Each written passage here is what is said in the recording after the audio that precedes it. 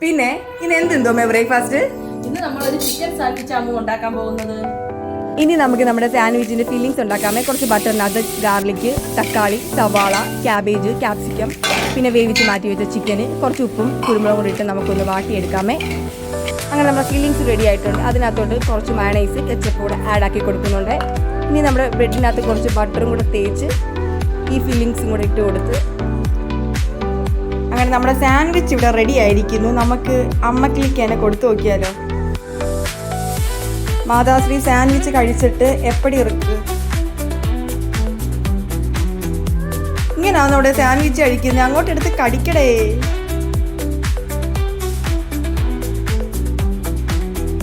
അമ്മയുടെ അഭിപ്രായം പറയൂ.